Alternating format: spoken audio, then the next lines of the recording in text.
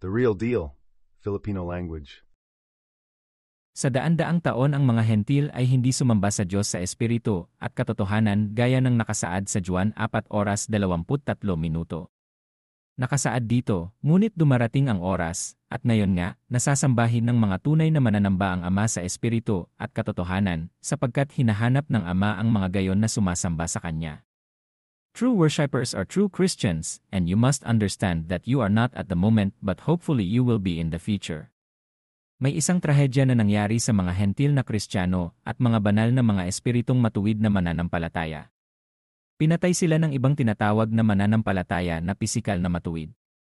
Ang bawat isa ay tinatawag ang kanilang sarili bilang Kristiyano daan-daang taon na ang nakalilipas tulad ng pagtawag nila sa kanilang sarili ngayon.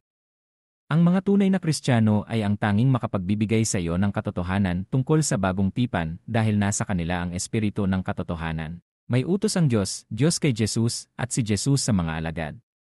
Ang katotohanan at misteryo ay nahayag sa mga alagad. Marcos 4:11-12, at sinabi niya sa kanila, sa inyo'y ipinagkaloob ang makaalam ng hiwaga ng kaharian ng Diyos, ngunit sa mga nasa labas, ang lahat ng mga bagay ay dumarating sa pamamagitan ng mga talinghaga. 12 upang nakikita nila, ngunit hindi nakakakita, at nakikinig ay nakarinig sila, at hindi nakaunawa. Lucas 8:9, at tinanong siya ng kanyang mga alagad na nangagsasabi, ano ang kahulugan ng talinghagang ito?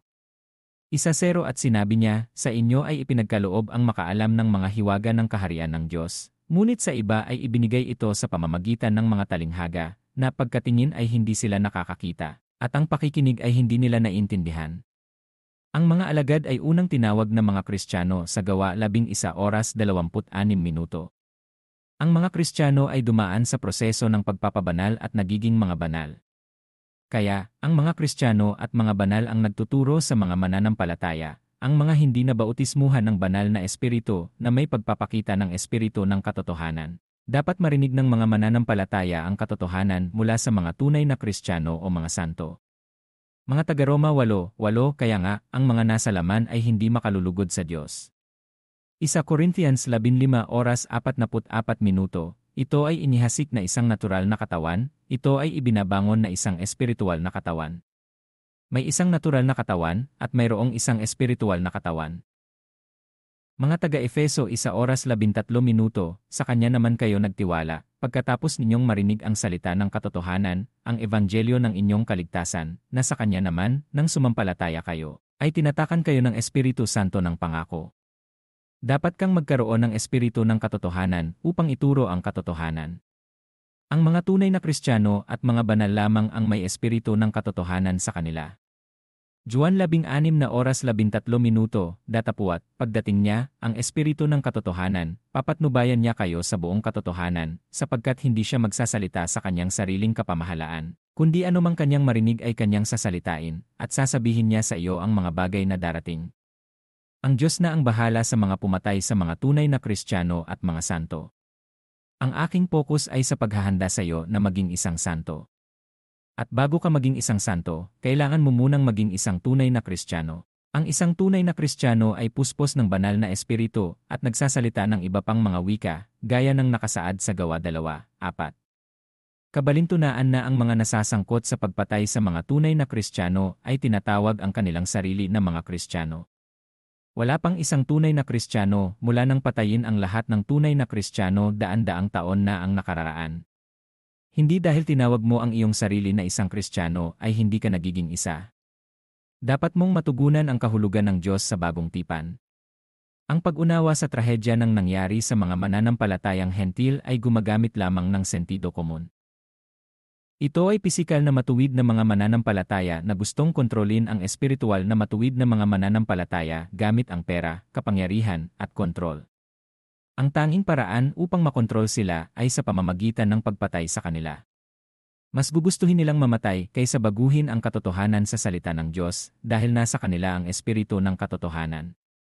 Juan 14:17, ang espiritu ng katotohanan na hindi matatanggap ng sanglibutan sapagkat hindi siya nakikita ni nakikilala man siya, ngunit nakikilala niyo siya sapagkat siya'y nananahan sa inyo at sa inyo. Ano ang sumunod na nangyari na nakaapekto sa mga mananampalataya? Denominasyon. Sinuman ay maaaring magsimula ng isang denominasyon batay sa kanilang sariling opinyon. Kaya naman marami ang tinatawag na opinyon ang relihiyon. Maaaring ito ay batay sa isang maliit na katotohanan o walang katotohanan. Tanong, paano mo inaasahan ang anumang denominasyon pagkatapos ng daan-daang taon na malalaman ang katotohanan ngayon nang sila ay nagsimula ng wala ang katotohanan? Dahil lamang sa isang denominasyon ay nasa paligid na nagtuturo ng mga maling salaysay nito hanggang sa punto na ito ay nagiging tradisyon, ay hindi ito ginagawang totoo. Wala ni isang denominasyon ang nakakaalam na ang Mateo 28:19 tandang bawas 20 ang kahulugan ng isang Kristiyano. O na ang Juan 3:5, Marcos 16:16 negatibo 18, mga gawa 2:4, o maging ang Juan 3:16 ay tumutukoy kung ano ang isang Kristiyano. Bawat isa sa mga banal na kasulatang ito ay nagsasalita tungkol sa Espiritu ni Kristo, sa Espiritu ng Diyos, at sa Espiritu ng katotohanan. Kung gaano siya katalino ng iniisip ng tao, hindi niya nauunawaan ang espiritual na katotohanan sa salita ng Diyos. Isa mga taga-Korinto 2:14, ngunit ang taong ayon sa laman ay hindi tumatanggap ng mga bagay ng Espiritu ng Diyos, sapagkat ang mga ito ay kamangmangan sa kanya, at hindi niya makikilala ang mga yaon, sapagkat ang mga ito ay nakikilala ayon sa Espiritu. Ang isang pastor o pinuno na nakatayo sa harap ng kongregasyon, na tinatawag ang kanyang sarili na isang Kristiyano, at ang kongregasyon ay Kristiyano, ay hindi alam ang bagong tipan at walang ideya kung tungkol saan ang kaharian ng Diyos.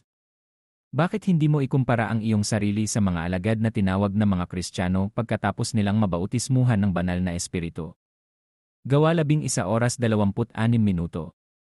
Itinuro sa kanila ni Jesus ang katotohanan, tinanggap nila ang Espiritu ni Kristo. Juan 20:22, natanggap nila ang Espiritu ng Diyos at ang Espiritu ng katotohanan nang sila ay mabautismuhan ng banal na Espiritu. Gawa 2:4, at dapat kang magsalita ng mga wika. Marcos 16:17. Ang gawa 2:4 ay nagsasaad, at silang lahat ay napuspos ng banal na Espiritu at nagsimulang magsalita ng iba't ibang mga wika, ayon sa ibinigay ng Espiritu na kanilang salitain. Kailangan mo ang Espiritu ni Kristo, ang Espiritu ng Diyos, at ang Espiritu ng katotohanan upang mapuspos ng banal na Espiritu. Iyong mga nagsasalita ng iba't ibang wika ngayon ay kailangang maturuan ng katotohanan bago mo matanggap ang Espiritu ng katotohanan.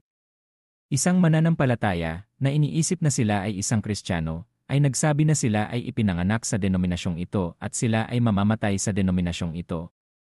Dahil lamang na ang denominasyong ito ay nasa loob ng daan-daang taon, ito ay naging isang tradisyon na may mga maling salaysay nito. Dapat na maunawaan ng mga mananampalataya na pagkatapos mong mamatay sa pisikal, patuloy kang mabubuhay sa espiritual.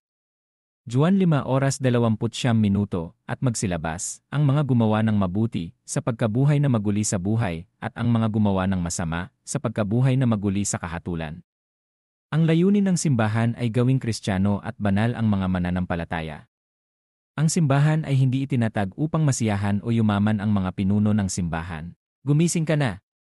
Pakinggan tanggapin iyong puso gani katotohanan salita ng Diyos.